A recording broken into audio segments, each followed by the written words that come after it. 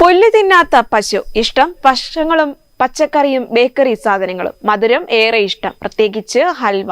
കണ്ണൂക്കര ചള്ളയിൽ രവീന്ദ്രന്റെ വീട്ടിലെ സുപ്രഭ എന്ന പശുവിനാണ് ഭക്ഷണത്തിന് ഈ വ്യത്യസ്ത മെനു.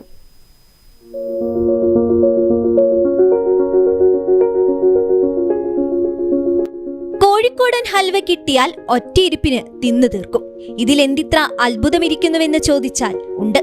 വടകര കണ്ണൂക്കര ചള്ളയിൽ രവീന്ദ്രന്റെ വീട്ടിലെ പ്രഭാവതി എന്ന പശുവിന് പുല്ലിനേക്കാളേറെ ഇഷ്ടം മധുര പലഹാരങ്ങളോടാണ്, പ്രത്യേകിച്ച് ഹൽവയോട്. രവീന്ദ്രന്റെ അമ്മയ്ക്ക് സഹോദരൻ മണ്ടോട്ടി കുമാരൻ നൽകിയതാണ് ഇവളെ. അന്ന് വയസ്സ് 2. ചള്ളയിൽ വീട്ടിൽ വേറെയും 6 പശുക്കൾക്കൊപ്പം തന്നെയാണ് പ്രഭാവതിയുടെ താമസവും. എന്നാൽ ഭക്ഷണകാര്യത്തിൽ മാത്രമാണ് പ്രഭാവതിക്ക് ചെറിയൊരു വ്യത്യാസമുള്ളത്. പുല്ലിനേക്കാൾ ഇഷ്ടം പഴങ്ങളും പച്ചക്കറികളും ബേക്കറി സാധനങ്ങളുമാണ്. കിട്ടിയാൽ വയറ് നിറയെ കഴിക്കും. ഏറ്റവും പ്രിയം ഹൽവയോടായതുകൊണ്ട് തന്നെ വിവരമറിഞ്ഞെത്തുന്നവരും പ്രഭാവതിക്കായി ഹൽവ പൊതിയും കരുതും.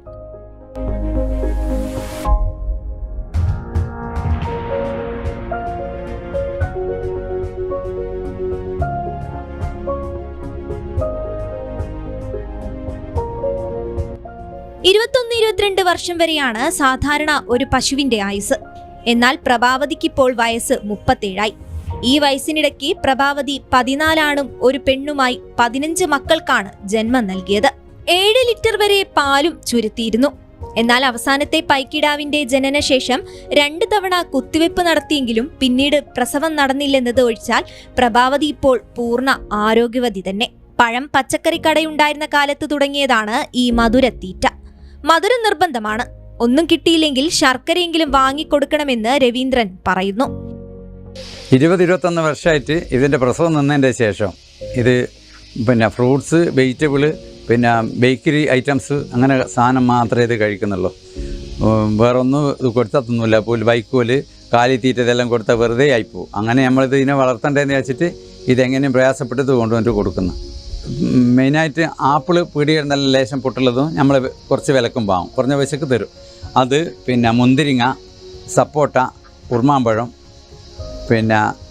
തക്കാളി, ഉരുളക്കിഴങ്ങ് അങ്ങനെ കണ്ട സാധനം എല്ലാം കഴിക്കും. ബേക്കറി ഐറ്റംസ് അലുവ, കിണത്തപ്പം, നെയ്യപ്പം, മറ്റേ കേക്കുകൾ, മറ്റേ പൊട്ടിയാപ്പം, ഈ അച്ചപ്പം, അങ്ങനെയുള്ള സാധനങ്ങളെല്ലാം ഞാൻ വാങ്ങിക്കും, അതെല്ലാം കഴിക്കും. എയ്ഡഡ് കൺട്രോൾ സൊസൈറ്റിയിലെ താൽക്കാലിക ജീവനക്കാരനാണ് രവീന്ദ്രൻ. കടകളിൽ നിന്ന് ഒഴിവാക്കുന്ന പഴങ്ങളും പച്ചക്കറികളും ശേഖരിച്ച് വീട്ടിലെത്തിക്കാൻ തന്നെ ചിലവ് ഏറെയാണ്. ഇതിനു പുറമെ ബേക്കറി സാധനങ്ങളും വാങ്ങണം. പാലില്ലാത്ത പശുവിനെ കൊണ്ട് വരുമാനമില്ലെങ്കിലും പോറ്റാൻ തന്നെയാണ് രവീന്ദ്രന്റെ തീരുമാനം. News bureau, Vadakara.